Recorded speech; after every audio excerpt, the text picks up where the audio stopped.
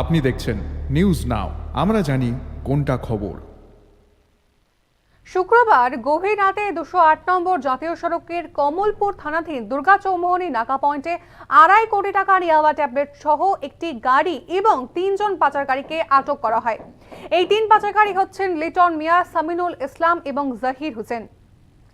গতকাল রাত প্রায় 2:30 নাগাদ একটি গাড়ি আসে নাকা পয়েন্টে। গাড়িতে ছিলেন 3 জন।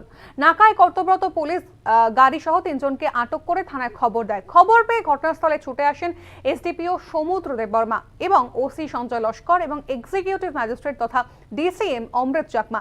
তারা গিয়ে গাড়িতে তল্লাশি চালিয়ে 91.200 পিস ইয়াবা ট্যাবলেট উদ্ধার করেন।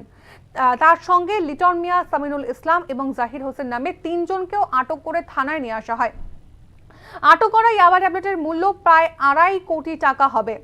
মোট এই যে ইয়াবা ট্যাবলেট ছিল, মোট 456টি প্যাকেটে এই ইয়াবা ট্যাবলেটগুলি উদ্ধার হয়েছে।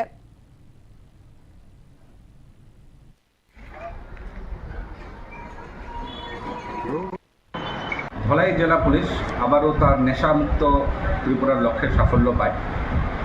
গতকাল at around 2:30 AM Durga Chaumoni নাকায় একটি tata safari bearing registration number TR01BV0629 আমরা আটক করি, আমরা ডিটেইন করি।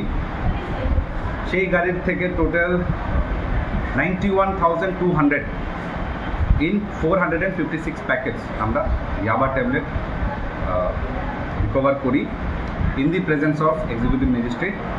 আমিও ছিলাম, ওসি সাহেব ছিল আর অ্যান্ড ইন্ডিপেন্ডেন্ট উইটনেস। সেই সিজড আইটেমের বাজার মূল্য অ্যাপ্রক্সিমেটলি 2.5 কোটি, 2 কোটি 28 লাখের মতো হবে। এবং সেই গাড়ির মধ্যে যে ড্রাইভার অ্যান্ড 2 আদার্স, মানে টোটাল 3 জনকে আমরা ডিটেইন করি। এখন এনডিপিএসের আইন ধারা কেস রেজিস্টার